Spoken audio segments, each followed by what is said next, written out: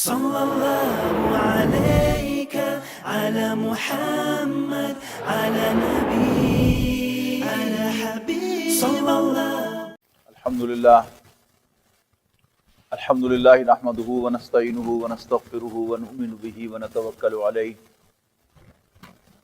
ونعوذ بالله من شرور انفسنا ومن سيئات اعمالنا من يهده الله فلا مضل له ومن يضلل فلا هادي له ونشهد ان لا اله الا الله وحده لا شريك له ونشهد ان سيدنا محمدا عبده ورسوله ارسله بالهدى ودين الحق ليظهره على الدين كله وكفى بالله شهيدا فصلى الله عليه وسلم تسليما كثيرا كثيرا. اما بعد فاعوذ بالله من الشيطان الرجيم. بسم الله الرحمن الرحيم. اقرأ باسم ربك الذي خلق خلق الانسان من علق اقرأ وربك الاکرم الذي علم بالقلم علم الانسان ما لم يعلم کلا ان الانسان لیطغی ان رآہ استغنی ان الی ربک الرجعی.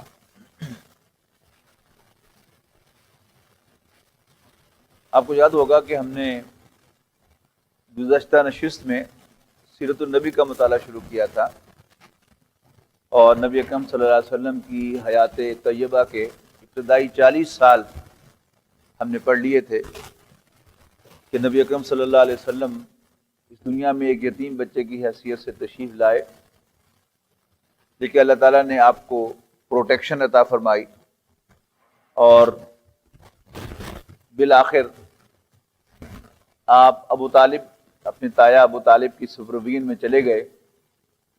ابو طالب ایک صاحب ثروت انسان نہیں تھے، لہذا وہ آپ کو سلور یا گولڈن سپون کے ساتھ تو نہ کھلا سکے، لیکن بہرحال آپ کی سپروین کا حق ادا کیا.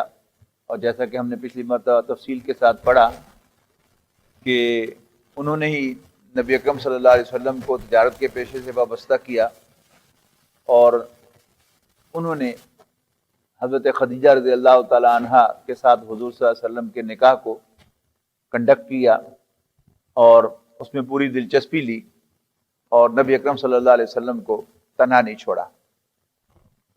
جب آپ کی عمر مبارک 40 سال کے قریب ہوئی تو آپ کو خلوت بہت پسند آنے لگی اور آپ غار حرا میں تشریف لے جاتے اور وہاں خلوت گزین ہو جاتے، خلوت اختیار فرماتے. اور میں نے عرض کیا تھا کہ آپ کی 40 سالہ زندگی گواہ ہے کہ وہ چیز جو آپ کو پریشان کر رہی تھی، جس میں آپ بار بار اٹیمپٹ کر رہے تھے، کبھی ادھر جاتے تھے معلوم ہوتا تھا کہ نہیں بات بنی نہیں، پھر ادھر جاتے تھے اور انسان کی خدمت کرنے کی کوشش کرتے تھے لیکن محسوس کرتے تھے کہ خدمت ہو نہیں پا رہی. اور پھر فائنلی نبی اکرم صلی اللہ علیہ وسلم غار حرا میں گئے ہیں غور و فکر کرنے کے لیے اور وہاں اللہ تعالیٰ نے آپ کو رہنمائی فراہم کی کہ وَوَجَدَكَ ضَالًّا فَهَدَىٰ. اللہ تعالیٰ نے آپ کو راستے کا متلاشی پایا، لوکنگ فار دا وے، تو راستہ دکھا دیا، ہدایت دے دی. وہ ہدایت کیا تھی؟ سورۃ العلق کی ابتدائی آیات وہ پہلی وحی ہیں نبی اکرم صلی اللہ علیہ وسلم پر کہ جس میں سب سے پہلے وہ اللہ کے جس کے بارے میں مکے کے لوگ جانتے تھے کہ وہ خالق ہے، رازق ہے، آنکھوں اور کانوں کا کنٹرول کرنے والا ہے، زندگی اور موت کا مالک ہے، اس کے بارے میں اطلاع دی گئی کہ وہ تمہارا رازق بھی ہے، وہ تمہارا رب بھی ہے.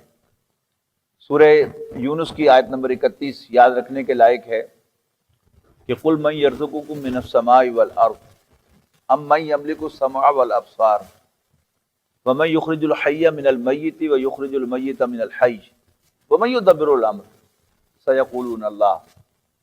اے نبی اگر تم ان سے پوچھو کہ بتاؤ بھلا تمہیں آسمان اور زمین سے رزق کون دیتا ہے، یا یہ پوچھو کہ بتاؤ بھلا آنکھیں اور کان کس کے کنٹرول میں ہیں، یا یہ پوچھو کہ کون زندہ کو مردہ سے اور مردہ کو زندہ سے نکالتا ہے اور کون کاموں کو پلان کرتا ہے، کاموں کی تدبیر کرتا ہے. سیقولون اللہ، تو لازماً کہیں گے کہ اللہ. تو کہیں گے اللہ. فقل افلا تتقون، تو پھر ان سے پوچھو کہ اس سے ڈرتے کیوں نہیں ہو؟ اگر اللہ تعالیٰ کو تم یہ سب کچھ مانتے ہو تو پھر اس سے ڈرتے کیوں نہیں ہو؟ فذالکم اللہ ربکم الحق، تو یہی اللہ تمہارا حقیقی رب ہے۔ اور پہلی وحی میں کیا فرمایا؟ اقرا بسم ربک الذی خلق، پڑھ اپنے اس رب کے نام سے جس نے پیدا کیا۔ قرآن مجید میں متعدد بار یہ بات آئی ہے کہ یقیناً اے نبی اگر تم ان سے پوچھو کہ آسمانوں اور زمین کو یعنی اس کائنات کو کس نے پیدا کیا، لَيَقُولُنَّ اللَّهُ، تو لازماً کہیں گے کہ اللہ تعالیٰ ہی نے پیدا فرمایا۔ اب جبکہ وہ اللہ تعالیٰ کو اس کائنات کا خالق مانتے تھے، یہ بات ذہن میں رکھ کر اس پہلی آیت کا مطالعہ کریں، اس پر غور کریں، تو صاف ظاہر ہوگا کہ یہ آیت یہ نہیں بتا رہی کہ اللہ تعالیٰ خالق ہے، یہ تو پہلے سے معلوم تھا ان کو۔ یہ آیت یہ بتا رہی ہے کہ اللہ تمہارا رب ہے۔ اور اس میں بڑا انقلابی ایک پیغام تھا کہ جسے تم خالق سمجھتے ہو وہ تمہارا آقا بھی ہے، تمہارا رب بھی ہے۔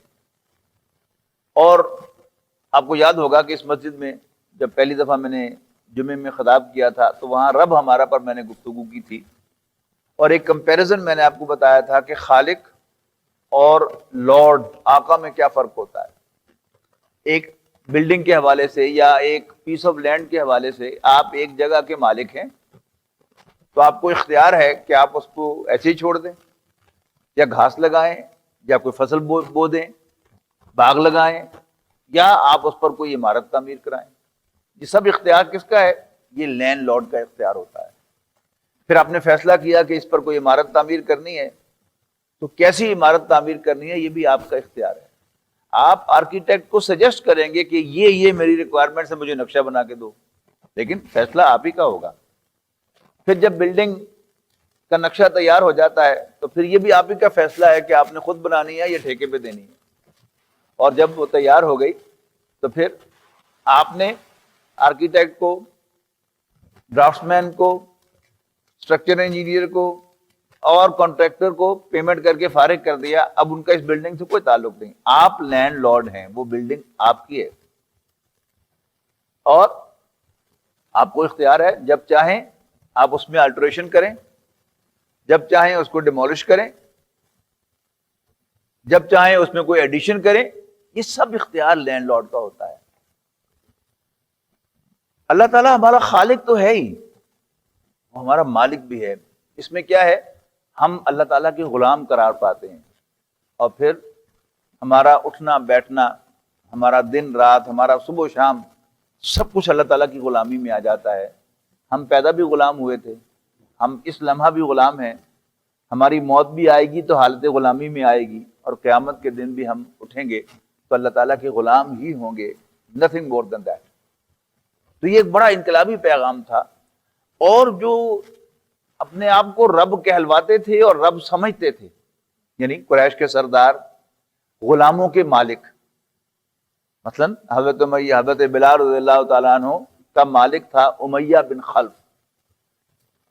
اب جب حضرت بلال نے جا کر اس کو یہ پیغام دیا کہ سر آپ میرے مخدوم ہیں، میں آپ کی خدمت کروں گا، لیکن آپ میرے آقا نہیں ہیں، میرے لارڈ نہیں ہیں، میرا رب، میرا لارڈ، میرا آقا اللہ ہے۔ اب اس کو وہ جو غصہ آیا ہے اور جو تشدد کیا اس نے حضرت بلال رضی اللہ تعالیٰ عنہ پر، وہ اسی بات کا ہے کہ میں تیرا رب ہوں کہ اللہ تیرا رب ہے، اب بتا کون تیرا رب ہے؟ تو کہتے تھے ایک ہی ہے، تو نہیں ہے۔ تو یہ انقلابی پیغام تھا جو پہلا دیا۔ دوسرا پیغام جو یعنی آیت نمبر 6، 7 اور 8 میں ہے، جسے بالعموم سمجھا گیا ہے، پہلی وحی میں شامل ہی نہیں کیا گیا، اس لیے کہ ہمارے ذہن میں ایک ازمپشن ہے کہ شاید پہلی بات اللہ تعالیٰ کا تعارف ہے، تو مکے کے لوگوں کو اللہ تعالیٰ کا تعارف نہیں تھا، تو یہاں بتایا جا رہا ہے کہ وہ اللہ جو خالق ہے، جس نے تمہیں جمع وہ خون سے پیدا کیا، بس اس کا تعارف ہے۔ اصل تعارف تو اللہ تعالیٰ کے رب ہونے کا ہے۔ اور اگلی بات جو کہی گئی ہے وہ ہے کلا ان الانسان لیطغی، نہیں، انسان سرکش ہو ہی جاتا ہے، الرآہ استغنی، اس لیے کہ وہ اپنے آپ کو بے پرواہ دیکھتا ہے کہ مجھے کوئی پوچھنے والا نہیں ہے۔ ان الی ربک الرجاء، انسان تجھے اپنے رب کے حضور لوٹنا ہے۔ اب حضور صلی اللہ علیہ وسلم کے ابتدائی خطبات دیکھیں تو اس میں آپ کو کیا ملتا ہے؟ آخرت ہی کا تذکرہ ملتا ہے، یعنی اللہ تعالیٰ کا یعنی الہ واحد ہونا، یہ بیسک سٹیپ تھا۔ یہ قرآن مجید میں نازل ہوا، لیکن جو منیمم ریکوائرمنٹ ہے وہ کیا ہے؟ اللہ تعالیٰ کو ماننے کی، کہ خالق کو تم مانتے ہو، الہ واحد بھی مانو کہ اس کے سوا کوئی عبادت کے لائق نہیں۔ اور دوسری بات، یہ زندگی کل زندگی نہیں۔ آپ نے کوہ صفا پر کھڑے ہو کر بھی جو مکے والوں کو دعوت دی ہے، اپنا تعارف کروایا ہے کہ میں اللہ کا رسول ہوں جو تمہارا رب ہے، اور میرے رسول ہونے کی دلیل قرآن مجید ہے، ثبوت قرآن مجید ہے، اور یہ زندگی کل زندگی۔ پوری مکی زندگی میں نبی اکرم صلی اللہ علیہ وسلم یہی بات کہتے رہے، قرآن مجید پڑھ پڑھ کر سناتے رہے۔ اور قرآن مجید پڑھ کر سنانا جو ہے، یعنی جیسے ہم پڑھتے ہیں وہ ایسا پڑھنا نہیں تھا۔ آپ تصور کیجئے نا کہ بالکل ابتدائی صورتوں میں سے سورت لہب ہے، تبت یدا ابی لہب وتب ما اغنی عنہ مالہ وما کسب سیصلی نارا ذات لہب وامرأتہ حمالۃ الحطب فی جیدہا حبل من مسد۔ اب تو بڑی ٹھاٹ سے یعنی لاؤڈ اسپیکر پر مغرب کی نماز میں سورت لہب پڑھ سکتے ہیں، کچھ بھی نہیں ہوتا۔ کبھی آپ نے سوچا کہ جب مکہ مکرمہ میں ابو لہب زندہ پھر رہا تھا اور اس وقت یہ آیت تلاوت کی جاتی ہوگی تو مکے میں کیا زلزلہ آتا ہوگا کہ اتنے بڑے سردار کو اس طرح لعن طعن کی جا رہی ہے۔ تو قرآن مجید جو نبی اکرم صلی اللہ علیہ وسلم پڑھ کر سناتے تھے، وہاں زمین ہلتی تھی مکہ مکرمہ کی، کہ ان کو سامنے بٹھا کر کہا جا رہا ہے کہ باز آ جاؤ ورنہ اللہ کا عذاب آئے گا۔ یہ قوم نوح کا ذکر دیکھو، قوم نوح کے ساتھ کیا بیتی، انہوں نے بھی میرے ایک نبی کو جھٹلایا تھا، اس کا انکار کیا تھا۔ قوم ہود پر دیکھو کیا ہوا، قوم عاد نے میرے پیغمبر ہود علیہ السلام کو جھٹلایا تھا۔ قوم سمود کا دیکھو تذکرہ، کیا حال ہوا ان کا، انہوں نے بھی میرے پیغمبر صالح کو جھٹلایا تھا، اس کو ماننے سے انکار کیا تھا۔ اسی طرح حضرت لوط کی قوم، حضرت شعیب کی قوم، اور دیکھو موسیٰ کو، فرعون نے موسیٰ کی پیدائش سے پہلے انہیں مارنے کا پروگرام بنایا تھا، اور سینکڑوں بچے مار بھی دیے تھے۔ لیکن میرا بھی کمال دیکھو کہ میں نے موسیٰ کی پرورش کی کرائی اس کے محل میں، اور پھر بنی اسرائیل کے سامنے، موسیٰ علیہ السلام کے سامنے میں نے فرعون اور آل فرعون کو غرق کیا۔ یہ دیکھو میرا کمال۔ اب ذرا اس کو قرآن مجید ہو یا سیرت النبی ہو، اس کو پڑھتے ہوئے، قرآن مجید کو پڑھتے ہوئے اور سیرت النبی کا مطالعہ کرتے ہوئے ہمیں ہوا میں نہیں اڑنا چاہیے، زمین پر آنا چاہیے۔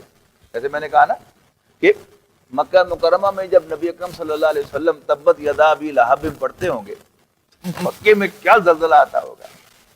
ایسے ہی یعنی یہ آیات پڑھ پڑھ کو سنائی جا رہی ہیں، انسان بن جاؤ، انسان بن جاؤ، اور واضح طور پر کہا جا رہا ہے، سورہ مزمل بھی ابتدائی صورتوں میں سے ہے کہ انا ارسلنا الیکم رسولا شاہدا علیکم، میں تمہاری طرف ایک رسول بھیج دیا ہے تمہارے خلاف استغاثے کا گواہ بنا کر، کما ارسلنا الی فرعون رسولا، جیسے ہم نے فرعون کی طرف اپنے پیغمبر یعنی حضرت موسیٰ علیہ السلام کو بھیجا تھا۔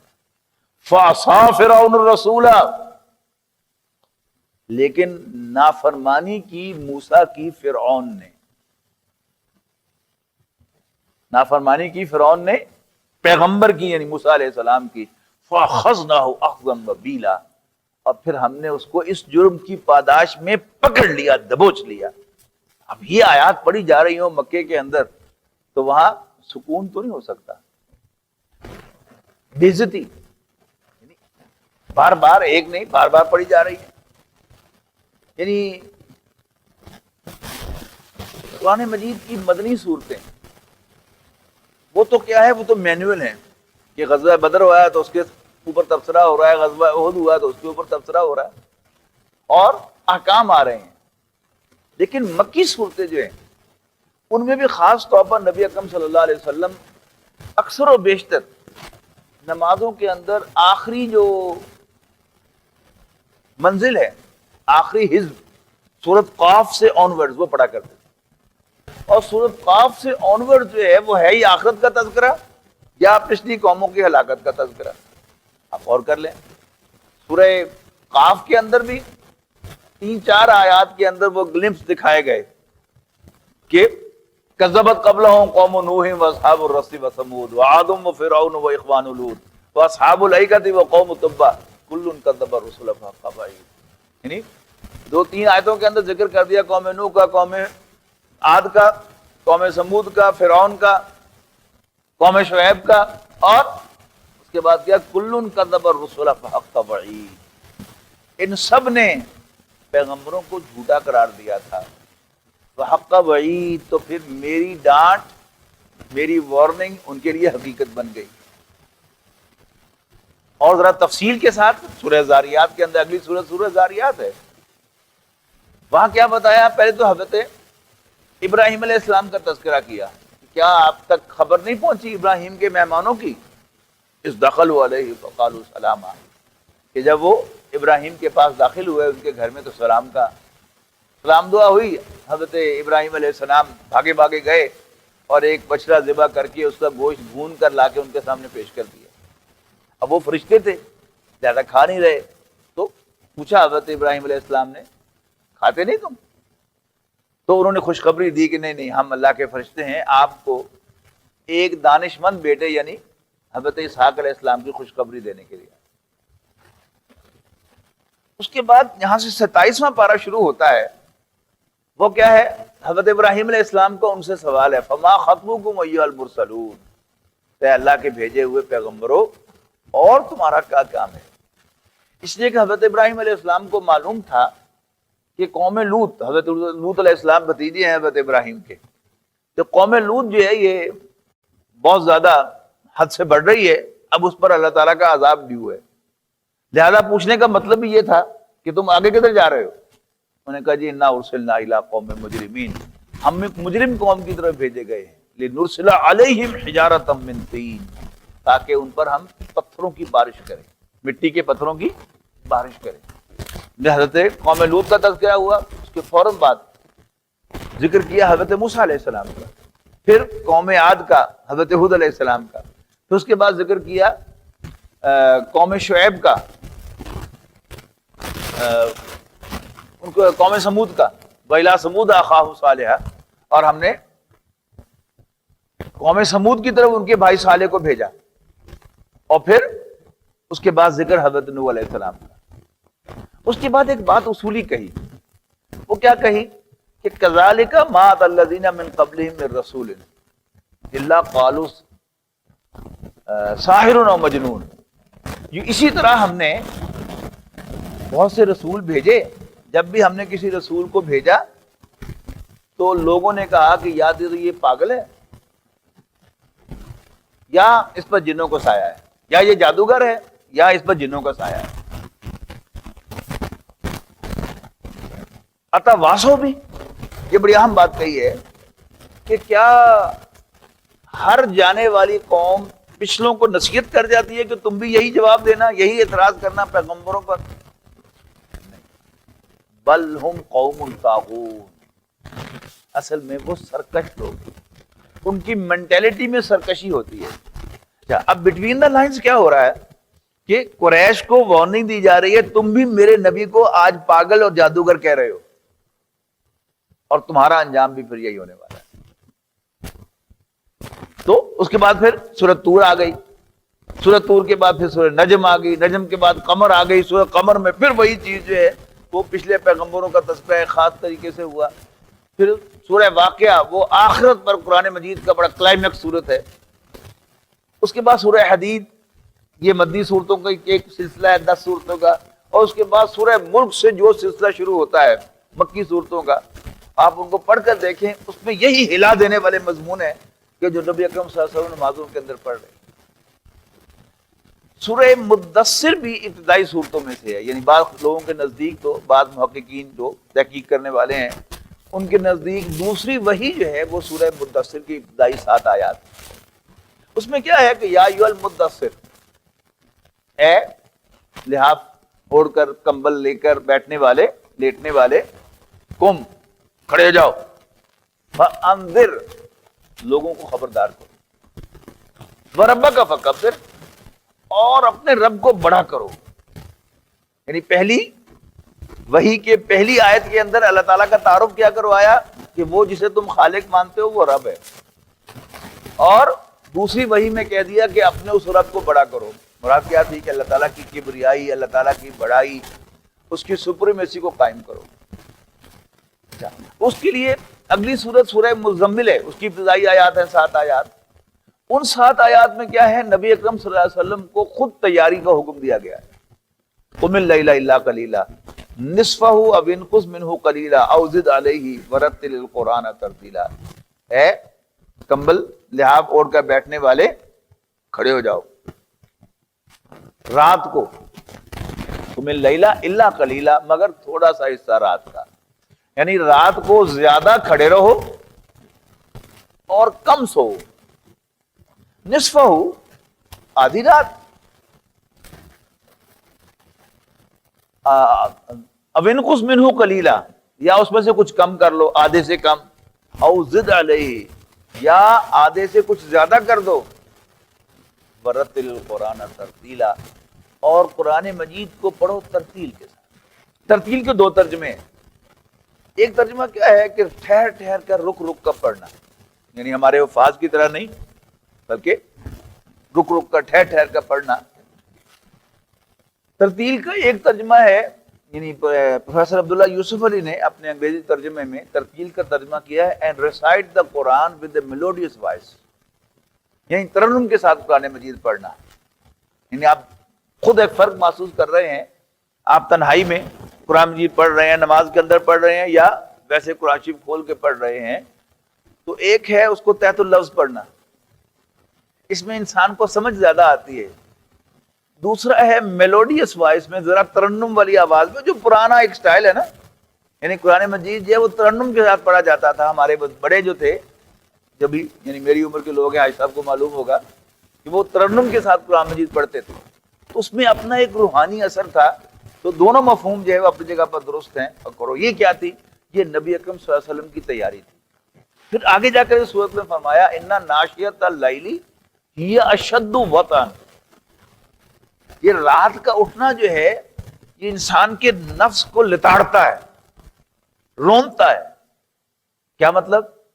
کہ رات جو ہے اس میں نیند کا غلبہ ہوتا ہے انسان کے اوپر، اور انسان دن بھر کا تھکا ہوا چاہتا ہے کہ آرام کرے. اب اس نفس کے تقاضے کو روندنا پاؤں تلے اور اس کے کھڑے ہو جانا، اور 2/3 رات اور آدھی رات اور 1/3 رات جو ہے وہ کھڑے ہونا. اس کا کیا فرمایا؟ اِنَّ ناشیۃ اللیل ہی اشد وطئا واقوم قیلا. اور بات بڑی سیدھی نکلتی ہے.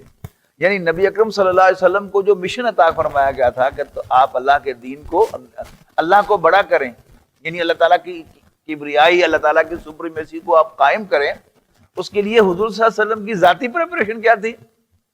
راتوں کو آدھی رات، 2/3 رات، 1/3 رات کھڑے رہو اور نماز کے اندر قرآن مجید ترتیل کے ساتھ پڑھتے رہو.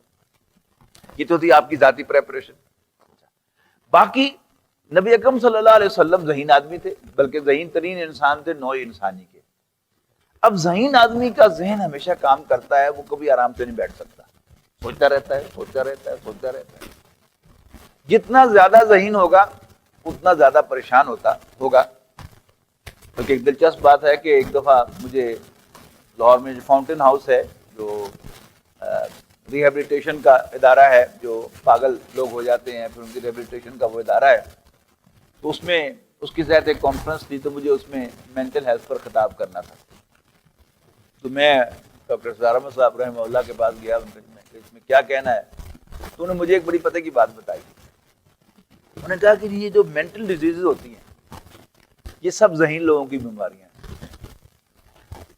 جو جسے وہ ہماری پنجابی میں اس کو یوں کہتے ہیں نا کہ عقل نہ ہوئے تو موجہ ہی موجہ، اور عقل ہوئے تو سوچا ہی سوچا. اب جو آدمی سوچ و بچار نہیں کرتا تو وہ جس حال میں بھی ہے وہ خوش ہے. لیکن جو ذہین آدمی ہے وہ سوچتا ہے. یہ گوتم بدھ کے بارے میں کہا جاتا ہے نا کہ وہ ایک شہزادہ تھا لیکن ذہین تھا. تو اس نے دیکھا کہ ایک بارات جا رہی تھی, لوگ اس کے آگے ناچ رہے تھے, ڈھول بجا رہے تھے, اور ساتھ ہی ایک جنازہ جا رہا تھا. لوگ جو ہے اس کے ساتھ ماتم کرتے ہوئے جا رہے تھے. اب یہ کنٹراسٹ, what is this؟ یہ لوگ جو ہیں یہ ناچ رہے ہیں اور ہنس رہے ہیں, اور یہ جو ہے یہ ماتم کر رہے ہیں. یہ غریب ہیں اور یہ امیر ہیں. یہ بادشاہ ہیں جو عیاشیاں بدماشیاں کر رہے ہیں, اور یہ مزدور ہیں جو ان کے لیے کام کر رہے ہیں. تو یہ جو تھا, اس چیز نے پھر گوتم بدھ کو بادشاہ کا محل چھوڑنے پر مجبور کر دیا. ایک جوان بیوی, ایک بچی جو اس کے پہلو میں سوئی ہوئی تھی ماں کے, اس کو چھوڑا اور رات کے اندھیرے میں نکل گیا جنگلوں میں غور و فکر کرنے کے لیے کہ میں اس کائنات کی حقیقت کو تلاش کروں گا. تو یہ پرابلم کن کا ہے؟ ذہین لوگوں کا. تو نبی اکرم صلی اللہ علیہ وسلم ذہین تھے, اور ذہین آدمی کا ذہن کام کرتا ہے, اور ٹھیک کام کیا حضور صلی اللہ علیہ وسلم کے ذہن نے کہ یہ ایک ٹرائبل سوسائٹی ہے. یہ ایک ٹرائبل سوسائٹی ہے, اور اس میں جب تک ٹرائبز میرا ساتھ نہیں دیں گے under the leadership of their chiefs, میں کچھ حاصل نہیں کر سکتا. آپ کا دادا بالکل درست تھا. لیکن قرآن مجید کا اگر آپ مطالعہ کریں تو ایک بڑی دلچسپ حقیقت آپ کے سامنے آئے گی کہ جب بھی نبی اکرم صلی اللہ علیہ وسلم سوچنے لگے کہ میں ذرا سرداروں کو تھوڑا سا گھاس ڈالوں, کچھ ان کو دانہ ڈالوں, کچھ ان کو قریب لانے کی کوشش کروں, تو نبی اکرم صلی اللہ علیہ وسلم کو کیٹیگوریکلی منع کر دیا گیا, نو. اس میں ایک آیت آپ یاد رکھ لیں, سورۃ کہف کی, وَاصْبِرْ نَفْسَكَ مَعَ الَّذِينَ يَدْعُونَ رَبَّهُمْ بِالْغَدَاةِ وَالْعَشِيِّ يُرِيدُونَ وَجْهَهُ وَلَا تَعْدُ عَيْنَاكَ عَنْهُمْ تُرِيدُ زِينَةَ الْحَيَاةِ الدُّنْيَا. قناعت کرو, صبر کرو, اپنے انہی ساتھیوں کے ساتھ کنٹینٹ رہو جو صبح و شام درویش ہیں, تنگ دست ہیں, لیکن صبح و شام اپنے رب کو یاد کرتے ہیں, اسی کو راضی کرنا چاہتے ہیں. لا تعدو عیناک عنہم, اپنی آنکھیں ان سے نہ پھیرنا. کیا تم بھی دنیا کی زیب و زینت سے متاثر ہو گئے ہو؟ ولا تطع من اغفلنا قلبہ عن ذکرنا, اور مت کہنا ماننا, مت باتوں میں آنا اس شخص کی کہ جس کے دل کو ہم نے اپنی یاد سے غافل کیا ہوا ہے. یہ حضرت خالد ابن ولید کا والد تھا, ولید بن مغیرہ, اور اس طرح کے کچھ اور لوگ بھی تھے. یہ نبی اکرم صلی اللہ علیہ وسلم کے پاس آتے تھے اور حضور صلی اللہ علیہ وسلم کو کمپرومائز کی دعوت دیتے تھے کہ اصل میں آپ بھی تو بہت ریجڈ ہے نا, آپ تھوڑے سے نرم ہو جائیں تو میں آپ کی قریش کے ساتھ صلح کرا سکتا ہوں. لیکن قرآن مجید سختی سے منع کرتا تھا نبی اکرم صلی اللہ علیہ وسلم کو کہ ہرگز نو وے, آپ انہی پر قناعت کیجیے جو ہم نے آپ کی جھولی میں ڈالی, اور اس کا کہنا نہ مانیے جس کے دل کو ہم نے اپنی یاد سے غافل کیا ہوا ہے اور اس کا معاملہ حد سے بڑا ہوا ہے. اور اس کے بعد فرمایا وَقُلِ الْحَقُّ مِن رَبِّكُمْ, ڈنکے کی چوٹ کہو کہ حق تو وہی ہے جو میرے رب کے پاس سے آیا ہے, تم جو بات کہہ رہے وہ حق نہیں. فَمَنْ شَاءَ فَلْيُؤْمِنْ وَمَنْ شَاءَ فَلْيَكْفُرْ, جس کا جی چاہے مان لے اور جس کا جی چاہے ماننے سے انکار کرے. اب اپنے آپ کو ذرا نبی اکرم صلی اللہ علیہ وسلم کی جگہ پر لے کے جائیے. پورا مکہ مخالف ہے, سارے جتنے بڑے بڑے لوگ ہیں, دوز ہو میٹر, وہ سب مخالفت کر رہے ہیں, اور ساتھ یہ ولید بن مغیرہ اور ایسے لوگ جو ہیں آپ کو مشورے دے رہے ہیں کہ آپ کچھ ذرا تھوڑے سے ڈھیلے پڑیں, کچھ تھوڑا سا کمپرومائز کریں. آپ کم سے کم یہ جو بڑے ہیں ان کے سامنے جو انہی کے خلاف باتیں تو نہ کریں. جیسے میں نے آپ کو مثال دی کہ ابو لہب کے بارے میں قرآن مجید کی صورت, قرآن مجید کے 2 مقامات پر بلکہ 3 مقامات پر ولید بن مغیرہ کا ذکر ہے, اور ایسے ایسے سخت الفاظ اس کے اندر آئے ہیں قرآن مجید کے اندر اس کے لیے اسی طرح 2-3 مقامات پر ابو جہل کا ذکر آیا ہے، نام صرف ایک ہی کا لیا ہے، بدبخت کا، ابو لہب کا، باقیوں کا نام نہیں لیا، لیکن سب کو صاف نظر آ رہا ہے کہ کس کا ذکر ہو رہا ہے۔ مکے کے اندر باتیں ہو رہی ہیں نا، اور اتنے کھلے الفاظ میں ہو رہی ہیں، واضح الفاظ میں، کوئی یعنی کوئی ڈھکی چھپی بات ہے نہیں۔ تو آپ ایسا نہ کیا کریں، یہ بھی تو آپ زیادتی کرتے ہیں نا، لیکن ڈنکے کی چوٹ کہہ دیا کہ نہیں ہونا۔ نبی اکرم صلی اللہ علیہ وسلم کا معاملہ کیا رہا کہ پہلے روز سے جو کمزور تھے ان پر طاقتور لوگوں کا، قوت والوں کا تشدد شروع ہو گیا۔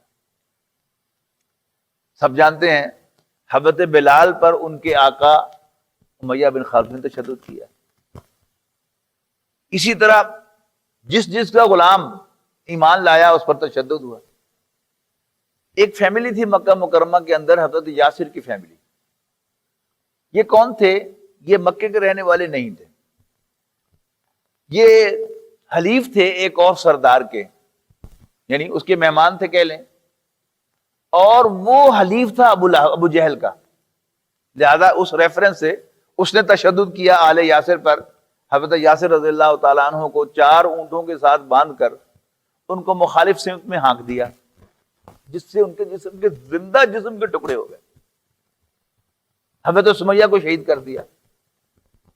یعنی یہ سب کچھ مکہ مکرمہ میں ہوا، اور مسلمانوں کو ہاتھ اٹھانے کی اجازت نہیں۔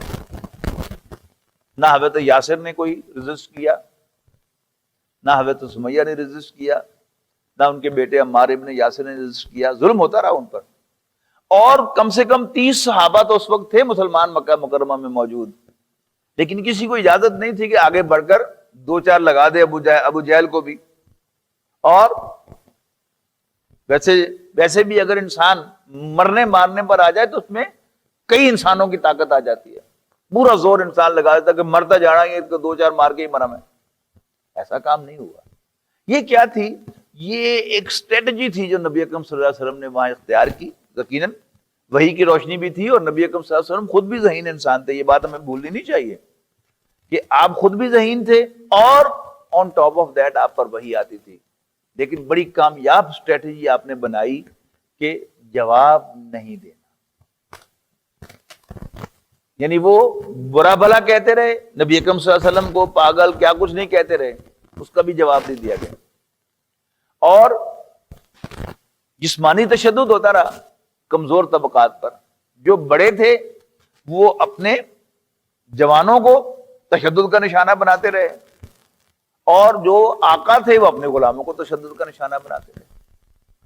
لیکن نبی اکرم صلی اللہ علیہ وسلم پر دست درازی نہیں ہو سکی، سوائے وہ 2 واقعات کے، کہ وہ انسٹنٹینیس واقعات تھے کہ سامنے رسول اللہ صلی اللہ علیہ وسلم کعبے میں نماز پڑھ رہے تھے، تو ابو جہل وہ دری بچھا کے اپنی چوپال میں بیٹھا ہوا تھا اپنی بیٹھک میں، تو اس نے کہا کہ کون ہے کہ جو اوجری لا کے ڈالے، وہ آپ کو واقعہ معلوم ہے۔ تو عبداللہ بن ابی معید گیا تو اس نے اوجری لا کے ڈال دی۔ پھر دوسرے موقع پر اس نے کہا کون ہے جو اس کے گلے میں چادر کا پھندا ڈالے، تو بھی عبداللہ ابن ابی معید وہی بدبخت گیا ہے اور اس نے پھندا ڈالا ہے۔ اس کا بھی جو جواب ہے قرآن مجید میں دیکھیے گا، یہ سورہ علق جو ہے نا، اس کا ابتدائی آیات تو وہ ہے نا اقرأ بسم ربک الذی خلق، اس کی آخری آیات کو نوٹ کیجئے وہ کیا ہے کہ ابو جہل نے جب یہ دونوں واقعات پیش آئے ہیں تو اس کے بعد پھر یعنی نویں آیت سے شروع ہوتا ہے ارائیت الذی ینہا عبدا اذا صلی، کیا آپ نے اس شخص کو دیکھا کہ جو روکتا ہے ایک بندے کو نماز پڑھنے سے؟ ارائیت الذی ینہا عبدا اذا صلی ارائیت ان کان علی الہدی، دیکھو اگر وہ ہوتا ہدایت پر، او امر بالتقوی، یا بھلائی کا خدا خوفی کا حکم دیتا، ترغیب دیتا، ارائیت ان کذب وتولی، دیکھو اگر اس نے جھٹلایا اور منہ پھیرا، الم یعلم بان اللہ یرا، ڈزنٹ ہی نو، اسے پتہ نہیں کہ اللہ دیکھ رہا ہے۔ اب ہے لئن لم ینتہی، اگر یہ باز نہ آیا، لنصفعا بالناصیہ، ہم اس کو اس کے پیشانی کے بالوں سے پکڑ کر گھسیٹیں گے، ناصیۃ کاذبۃ خاطیہ، جھوٹی پیشانی اور خطا کار پیشانی، اور پھر حضور صلی اللہ علیہ وسلم سے کہا کہ آپ اس کا کہنا نہ مانیے. یہ سب کچھ کیوں کر رہا تھا وہ؟ رسول اللہ صلی اللہ علیہ وسلم کو پریشرائز کرنے کے لیے، آپ کو یعنی نیچا دکھانے کے لیے، کہ آپ کو مجبور کرنے کے لیے کہ آپ اپنے مشن سے باز آ جائیں. کیا کہا؟ لا تطیعوا، اور حل کیا بتایا؟ کہ تم اللہ تعالیٰ کے سامنے سجدے میں گر جاؤ اور اس کے قریب ہو جاؤ. ہے نا حدیث کے اندر کہ جب تم سجدہ کرو نماز میں تو ایسا محسوس کیا کرو کہ تم نے اپنا سر اللہ تعالیٰ کے قدموں میں رکھ دیا ہے. پریشانی، دکھ، غم، ریجیکشن، ان سب کا حل کیا ہے؟ اللہ تعالیٰ کے سامنے سجدے میں گر اور اس سے مدد طلب کرو. سجدہ کرو اور اللہ تعالیٰ کے قریب ہو جاؤ. اور یہ قرب جو ہوتا ہے یہ انسان کے سارے غم کو غلط کر دیتا ہے. بچہ باہر سے پٹ کر آئے اور ماں صرف اس کو گلے لگا لے، بچے کا غم ٹھیک ہو جاتا ہے، سارا درد بھی ٹھیک، دکھ پریشانی بھی ٹھیک ہو جاتی ہے. تو اللہ تعالیٰ کا اگر ہمیں احساس ہوگا کہ ہم نے سجدہ کر کے اللہ تعالیٰ کے قدموں میں سر رکھ دیا ہے تو پھر ہماری ساری پریشانی جو ہے اسی وقت ایک دم دور ہو جائے گی. تو یہ کیا گیا. لیکن صحابہ کرام کو تشدد کا نشانہ بنایا گیا بار بار بار بار. تو اللہ تعالیٰ نے صحابہ کو ہجرت کرنے کی اجازت دی. سورۃ عنکبوت سورت ہے 20ویں پارے کی، 20ویں اور 21ویں پارے میں ہے. اس میں ارشاد ہوا یا عبادی الذین آمنوا، اے میرے وہ بندو جو ایمان لائے ہو، ان ارضی واسعہ، میری زمین وسیع ہے، ایایا فاعبدون، لیکن تمہیں بندگی میری کرنی ہے. اگر مکے میں تمہارے لیے میری بندگی، میری عبادت پاسبل نہیں رہی تو موو ہو جاؤ کسی اور سرزمین. وہاں ممکن نہیں تو پھر کسی اور سرزمین میں چلے جاؤ. یہاں نبی اکرم صلی اللہ علیہ وسلم نے صحابہ کرام کو سن 5 نبوی میں موو کرنے کی اجازت دی کہ حبشہ موو کر جاؤ. حبشہ جسے آج ایبیسینیا کہتے ہیں نا آپ، کہ اگر آپ کے ذہن میں نقشہ ہو کہ سعودی عرب کی وہ تکون ہے، اس کے بائیں جانب جو ہے وہ بحیرہ احمر ہے، اور بحیرہ احمر کو آپ بالکل کراس کریں تو جو افریقہ کا پہلا ملک ہے وہ وہی ہے حبشہ. تو وہاں پر جو بادشاہ تھا اس کی ریپیوٹ اچھی تھی کہ بڑا نیک دل انسان ہے، اور نبی اکرم صلی اللہ علیہ وسلم کو امید تھی کہ وہ میرے ساتھیوں کو پناہ دے گا. آپ نے کہا کہ وہاں موو ہو جاؤ، اور واقعی ان کو وہاں پر پناہ دے دی گئی. قریش نے ان کا پیچھا کیا اور وہاں سے انہیں واپس لانے کی کوشش کی، لیکن حبشہ کے حاکم نجاشی جن کا نام تھا انہوں نے انکار کر دی. باقاعدہ ہیرنگ کی انہوں نے، مسلمانوں کو بھی بلا لیا، اور ادھر سے جو قریش کی طرف سے گئے ہوئے تھے کیس لڑنے کے لیے وہ ان کو بھی بلا لیا، آمنے سامنے بات کرائی، اور وہ کنونس ہو گیا کہ نہیں میں انہیں نہیں چھوڑوں گا، میں تمہارے حوالے نہیں کروں گا، جاؤں. اس کے بعد کیا ہوا؟ سورہ نجم نازل ہوئی. سورہ نجم کے آخر میں آپ کو معلوم ہے آیت سجدہ ہے. تو کیا ہوا کہ نبی اکرم صلی اللہ علیہ وسلم نے وہ آیت مبارکہ تلاوت کی اور آپ سجدے میں گر گئے، اور قریش بھی بالکل بے اختیار سجدے میں گر گئے. اس کو قریش نے بنیاد بنایا اور حبشہ خبر پہنچائی مسلمانوں کو کہ صلح ہو گئی ہے اور سب جو ہیں وہ اللہ تعالیٰ کے سامنے سجدے میں گر گئے ہیں، تم واپس آ گئے. مسلمان وہاں سے واپس آ گئے. یہاں آئے تو پتا چلا کہ نہیں، وہ تو ایک غیر ارادی عمل تھا جو وہ سجدے میں گرے ہیں، لیکن قریش ابھی وہیں کا وہیں کھڑے ہیں، ان کا سٹانس جو ہے وہ وہی ہے. لہذا پھر دوسری ہجرت حبشہ ہوئی، پھر دوبارہ گئے. ان دا مین ٹائم قریش نبی اکرم صلی اللہ علیہ وسلم کو حاصل کرنے کا تقاضا کرتے رہے ابو طالب، اس کو ہمارے حوالے کرو، اس کو ہمارے حوالے کرو. یہ بالکل اسی طرح جیسے کہنا، اسی طرح تو نہیں کہنا چاہیے، میں جس سمجھانے کے لیے میں عرض کر رہا ہوں کہ اسامہ بن لادن کو امریکہ نے اپنا دشمن نمبر 1 نامزد کیا. ان کو سوڈان نے بنا دے دی. تھے وہ سعودی سٹیزن، بائی برتھ سعودی تھے، اور ان کو سعودی عرب نے امریکہ کے کہنے پر ان کی سٹیزن شپ کینسل کر دی. اب وہ کہاں رہ سکتے تھے جب تک کوئی اور ملک انہیں پناہ نہ دیتا, ممکن نہیں تھا. سوڈان نے پناہ دی اور سوڈان کا ناک میں دم کیا ان کی ایمبیسی کے اندر. آپ کو معلوم ہے کہ وہ 250 آدمی جو ایک دم جو ہے وہ ایک بم دھماکے کے اندر ہلاک ہوئے تھے, وہ کیا تھا؟ سب امریکہ کی شرارت تھی. اب سوڈان نے ان سے معذرت کی کہ سوری ہمارے لیے مشکل ہو گیا ہے, آپ یہاں سے چلے جائیں. ان دا مین ٹائم طالبان نے ان کو پناہ دے دی, ملا عمر نے پناہ دے دی, تو وہاں سے آگے افغانستان. اب امریکہ کا تقاضا کیا تھا ملا عمر سے کہ اس کو ہمارے حوالے کرو, اس کو ہمارے حوالے کرو, اس کو ہمارے حوالے کرو, یہ ہمارا مجرم ہے. ملا عمر نے انکار کیا تو پھر امریکہ نے کیا حل کیا افغانستان کا, یہ آپ کو معلوم ہے. اب قریش کا تقاضا کیا تھا ابو طالب سے کہ یہ اس کو ہمارے حوالے کرو, اس کو ہمارے حوالے کرو, اس نے ہمارے آباء و اجداد کے دین کو بدل دیا ہے. یہ نبی اکرم صلی اللہ علیہ وسلم کے خلاف کیس تھا. ابو طالب نے کہا کہ جی وہ صحیح کر رہا ہے یا غلط کر رہا ہے, منڈا ساڈا ہے. بالکل وہ جو بار بار میں آپ سے عرض کرتا ہوں نا کہ خاندانی نظام کو جب تک آپ نہیں سمجھیں گے اس وقت تک آپ سیرت النبی نہیں سمجھ سکتے. مکہ مکرمہ ایک قبیلے کا شہر تھا قریش, اس کے آگے خاندان تھے. جیسے یہ وٹو قبیلہ ہے نا جو رہتا ہے ادھر ساہیوال کی طرف, ساہیوال, تانزیاں والا, اوکاڑا, آگے اس کے خاندان ہیں. لالے کے, مانے کے, یہ ہمارے وزیر وغیرہ بڑھ رہے ہیں نا عبدالستار لالے کا, تو وہ لالے کے کیا ہیں, یہ آگے خاندان ہے. لالے کے, مانے کے, فلانے کے, فلانے کے, فلانے کے. تو آگے اس کے خاندان تھے ہاشم کے, بنو ہاشم, ہاشم کے بیٹے, بنو مروان, مروان کے بیٹے, بنو امیہ, امیہ کے بیٹے, یہ اس کے آگے خاندان تھے. اور خاندانی نظام جو ہے شہروں میں تو ختم ہو گیا. جب کوئی آدمی اپنے گاؤں چھوڑ کے شہر آ گیا تو وہ سمجھ لیے کہ اس نے خاندان کو خدا حافظ کہہ دیا, اس لیے کہ شہر میں کوئی خاندان نہیں ہے. آپ کے برابر والے مکان میں کوئی شاہ آیا اور اس نے اپنے اوپر بورڈ لگایا سید محمد ابراہیم, تو آپ تو اس کو شاہ جی کہیں گے نا اور سلام کریں گے سید بادشاہ السلام علیکم.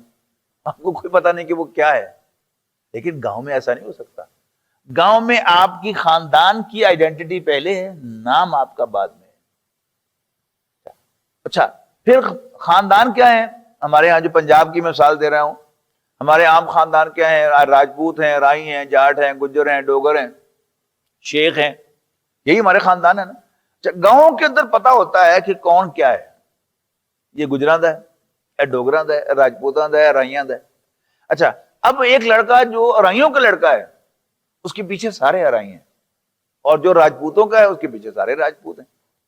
یہ کسی شہر کے تھانے میں تو آپ جائیں تو آپ کو خالی ملے گا شہر کا تھانہ, لیکن اگر کوئی دیہاتی تھانہ ہے تو وہاں آپ دیکھیں گے ہر وقت تھانے کے اندر ٹھٹ کے ٹٹ ہیں. کیوں کہ ایک لڑکا جو ہے وہ پکڑ کے لے آئے پولیس.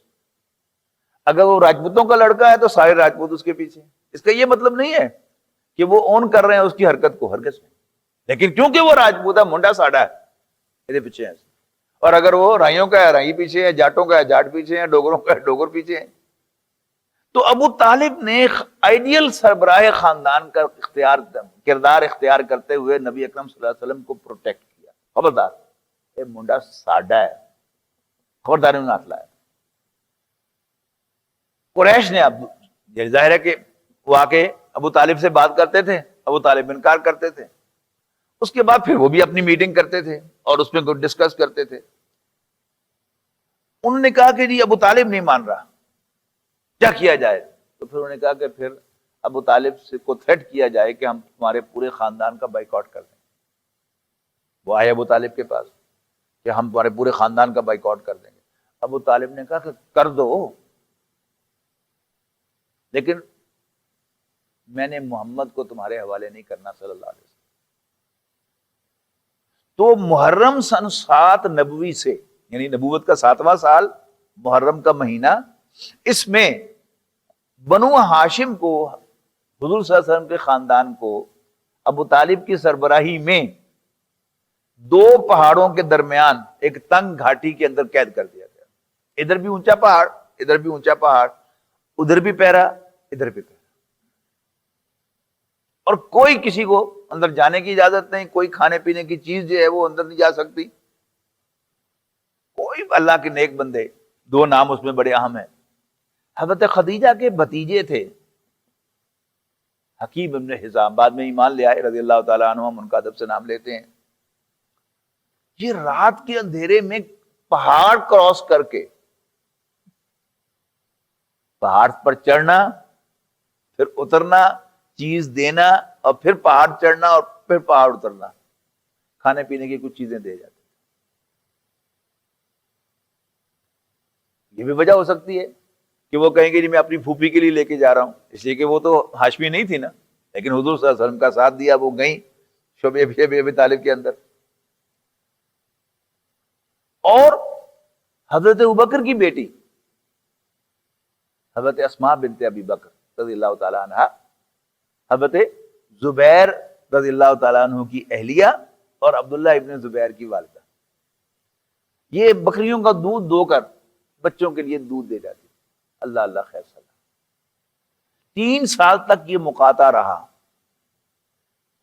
اور پھر محرم سن 10 نبوی میں، یہ بھی پڑھنے والا ہے واقعہ، میری تفصیل کا وقت نہیں ہے، میں جاؤں تو پھر شاید سارا وقت اسی میں گزر جائے کہ وہ معاہدہ ختم کیسے ہوا. کچھ لوگوں کے دلوں میں رحم آیا، ایک نے دوسرے سے بات کی چپکے سے جا کر، یار بڑی زیادتی ہو رہی ہے، ہمیں کچھ کرنا چاہیے. میں نے کہا ہاں خیال تو میرا بھی یہی ہے.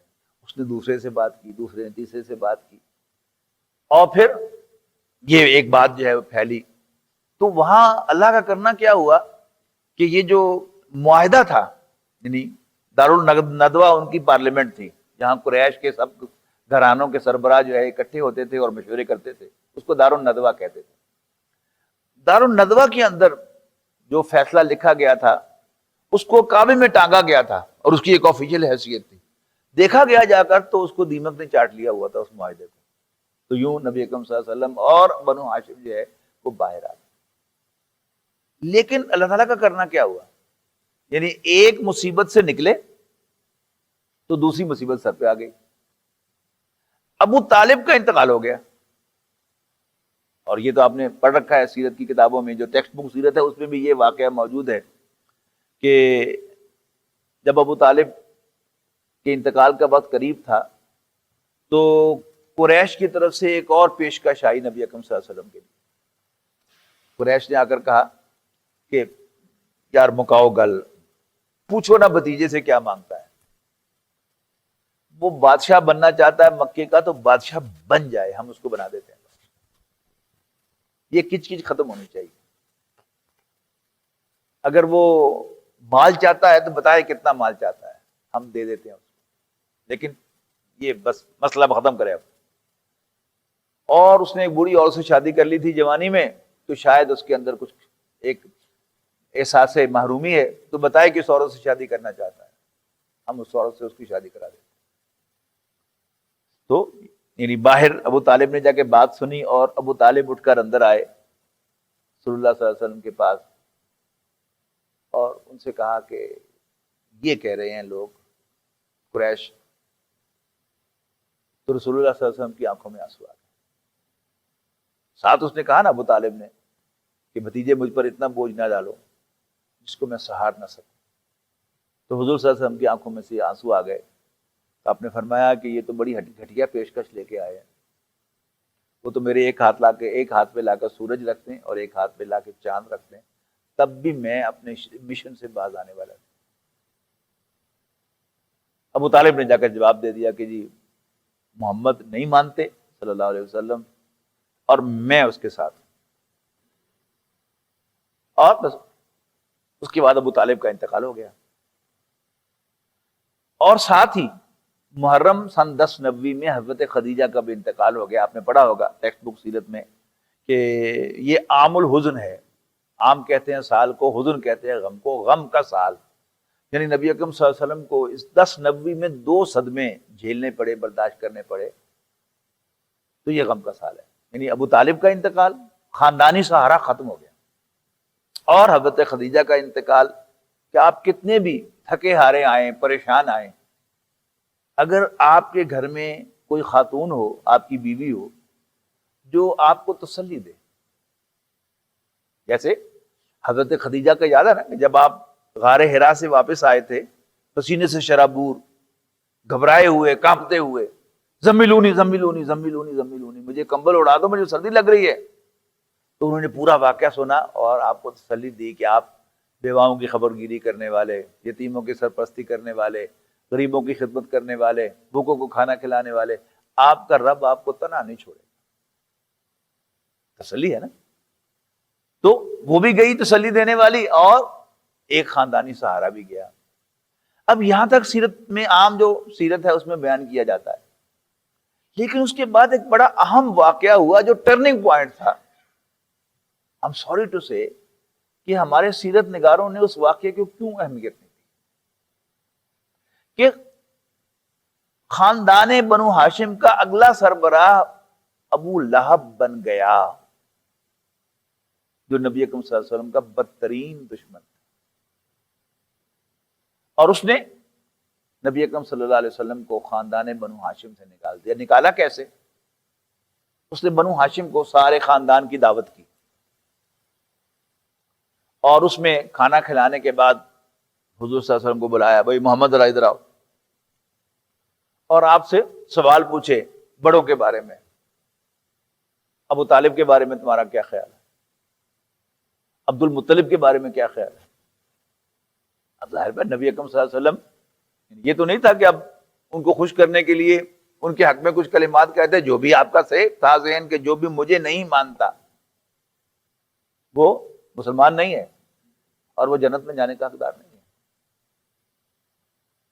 اس نے کہا یہ دیکھو یہ تمہارے بڑوں کے بارے میں کیا کہہ رہا ہے، اور ساتھ ہی اس نے اعلان کر دیا کہ میں محمد بن عبداللہ کو صلی اللہ علیہ وسلم خاندان بنو ہاشم سے نکالنے کا اعلان کر دیا۔ اب جب خاندان بنو ہاشم سے نکال دیے گئے، ابھی میں نے آپ کو بتایا نا کہ اسامہ بن لادن کی سٹیزنشپ کینسل کی تھی سعودی عرب نے امریکہ کے کہنے پر، اب ابو لہب نے خاندان بنو ہاشم سے نکال دیا آپ کو۔ اب کیا ہے، فری فار آل ہو گئے نا، اینی باڈی کوڈ کل ہم۔ آپ نے ایک دو سرداروں سے تقاضا کیا کہ مجھے پناہ دے دو، انہوں نے انکار کیا، تو پھر اپنے خادم زید ابن حارثہ کے ساتھ آپ طائف تشریف لے گئے، اور طائف میں کیا ہوا وہ آپ کو معلوم ہے۔ انشاءاللہ ہم اگلی نشست میں اللہ نے چاہا تو پھر یہاں سے بات کو آگے چلائیں گے، تاکہ پھر وہ تفصیل کے ساتھ وہ بات بھی ذہن میں آئے کہ طائف میں کیا ہوا، اس کے بعد پھر کیا کیا مراحل آئے، اور پھر آپ کس طرح معراج پہ گئے، اور پھر اس کے بعد کیا ہوا، تو انشاءاللہ اس پر گفتگو ہوگی۔ آخر دعوانا الحمدللہ رب العالمین۔ وَلَقَدْ يَسَّرْنَا